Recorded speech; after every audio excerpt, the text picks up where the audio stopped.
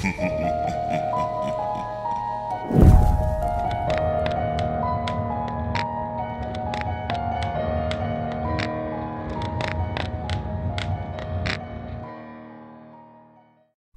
was always good at hide and seek.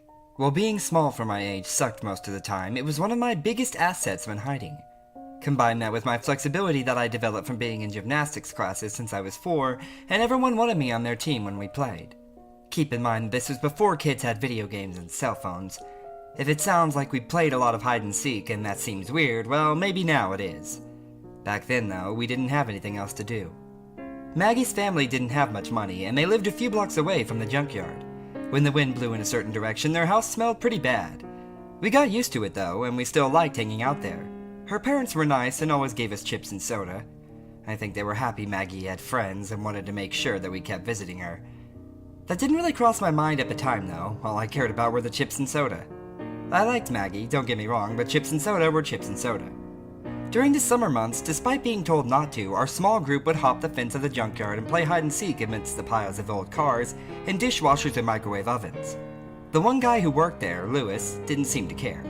Don't do anything stupid, he'd tell us, before retreating back to the little shed that housed his television and beer. On Maggie's birthday in August, her parents threw a surprise party. All in all, about 20 kids showed up. She had a great time, and I was pleased that the wind wasn't blowing the smell of garbage into the party. A lot of the kids hadn't been there before, and I didn't want them to be mean to Maggie or her parents if the place stunk. After cake and an impromptu water fight, a few kids left, but about 14 of us remained to play hide and seek. For such a big game, we split into 2 teams, creatively named the Hiders and the Seekers. I was a hider. The whole neighborhood was fair game. The only catch was that we weren't allowed to hide in someone's house. The Hiders would give us 10 minutes to hide before the Seekers would come out of Maggie's living room and go looking for them. The penalty for being found was a water balloon to the face. If the Seekers couldn't find everyone from the other team in an hour, all the Seekers would get water ballooned. I didn't want to be found. I really wanted to be one of the ones to throw a water balloon in Javier's face. Javier was a dick. The moment our team was told to go hide, I took off like a shot for the junkyard. The other day when we were hanging around in there, I saw the perfect hiding spot for the next time we were going to play. As I ran, I saw a few kids jumping in bushes or climbing way up into trees. I remember thinking how great the trees were for hiding. The leaves were so thick that they couldn't even see the individual branches. I was really excited for my team to win, even if I ended up getting found. Once I hopped the fence to the junkyard, I made a beeline for that perfect hiding spot. An old refrigerator. I was moderately dismayed when I opened the door and there was still some gross rotting food in there. I pulled it out as quick as I could, hid the stuff on the other side of the crumpled car, and jumped inside. Now keep in mind, even though I was young, I wasn't completely stupid. The fridge had a couple of holes in the side that were probably from whatever piece of machinery had moved it.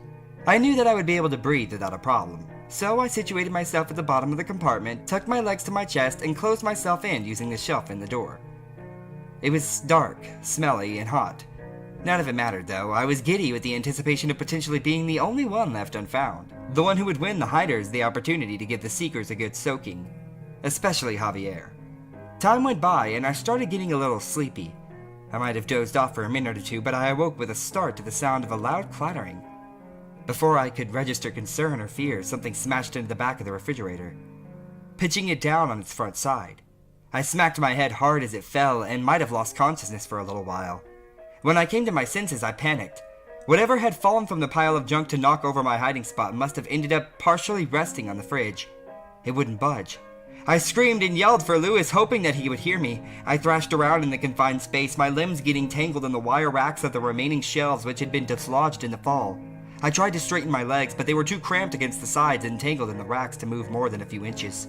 I was face down against the immovable door of the refrigerator.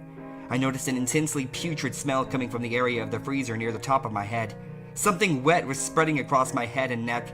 Something that had been in the freezer must have gotten broken or unsealed by the impact. And then I felt something pinch my right earlobe. Hard, I yelped and tried to smack away whatever was biting me, but my arm was too tangled up. I pushed my shoulder up to my ear and heard a loud crunch as I killed it. It took me a second before I remembered what it was.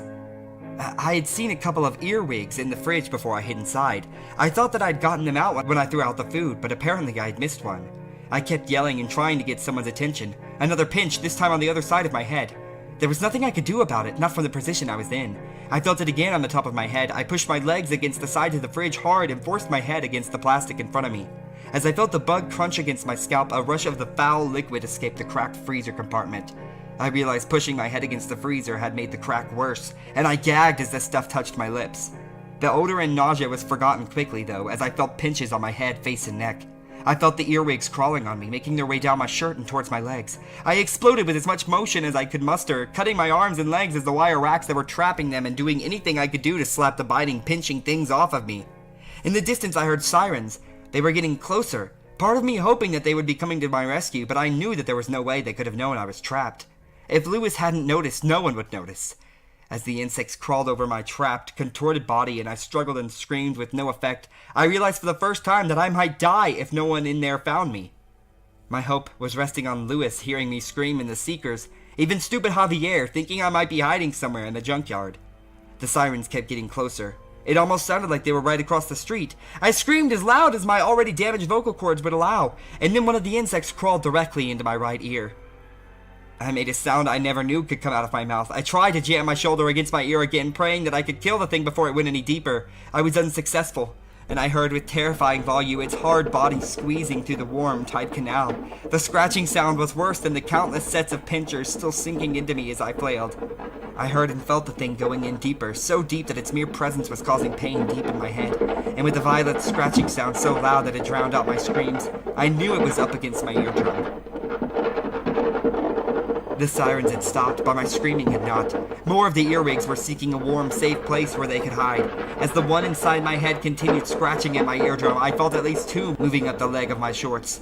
In any other situation, that would have been enough to get me to strip out of my clothes, no matter where I was or who I was around. At that point, though, I was just grateful that they weren't biting. I'd been trapped for about half an hour. My voice was raspy, and my throat hurt worse than it had when I caught strep in the winter. The shriek of the sirens started up again, and I jumped, sending the earwigs into attack mode again. I felt their pinchers lock onto my scalp, back, neck, and perineum.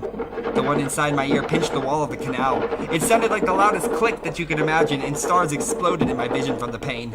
More sounds of abject terror and misery escaped my mouth. More time went by. The fluid coating my body had begun to dry and turn tacky. Whenever I tried to lift my face from the surface it was resting on, my skin stuck to it. I had to jerk my head to free it, which only aggravated the earwigs. I wailed and sobbed for a while, knowing that I'd be found dead in a month with my body as rotten as the food that I'd pulled out in the fridge itself. An enormous crash made me jump and set off the bugs again. This time I heard another person yelling. It was Lewis. He was trying to get me to talk and say that I was still okay. He had heard me. I screamed that I was trapped and stuck and that I needed help. Another crash. This time the world spun as the refrigerator was flipped onto its back and the doors were flung open. The light of the late afternoon blinded me and I felt strong hands pulling me up by the shirt. My eyes adjusted and I saw the face of Lewis studying me before he started slapping me all over, crushing or pushing off the bugs covering me. I looked down at myself. There were hundreds of them coating my sticky clothes and skin. They covered me in a reddish-brown mosaic, all of them attacking me with their long pinchers as they panicked at the violence and light that they had been introduced to. I pulled off my shirt and threw it on the ground and joined Lewis in brushing the remaining earwigs off of me. In my head, the one by my eardrum squirmed and pinched over and over. I screamed, and Lewis, concerned for my safety, picked me up under his arm and ran towards Maggie's house. He'd seen me coming from there earlier before getting involved in whatever afternoon television he was watching. Apparently, after realizing he hadn't seen me leave, he decided to look around to make sure I was okay, and I wasn't. When we got to the house, Lewis just said, "Call 911" to Maggie's parents and left to go back to work. I wondered where all the kids were, but only for about 5 seconds. That was the amount of time that the earwig gave me before it started moving and pinching inside my ear again. 10 minutes and countless inner ear pinches later, a paramedic was using a pair of forceps to pull the thing out of my head. He showed it to me as it writhed on the metal that was squeezing it. It was so much smaller than it felt. Welts had started to rise from a few of the parts of me that had been bitten multiple times. My mom arrived right around then, and at the request of the EMT, she was going to drive me to the hospital to get checked out. While we were walking out to the car, Maggie told me that Ron had fallen out of the tree where he was hiding and broke his leg really badly. Those were the sirens that I had heard. As I gingerly eased my shirtless, sore, and sticky body in the car, praying the earwig hadn't laid eggs inside my head, I was drenched by an explosion of water that soaked not only me but the inside of my mom's car. One of the balloons. "Nice nipples, asshole!" Javier yelled over his shoulder as he ran away, with my mom screaming at him. Such a dick.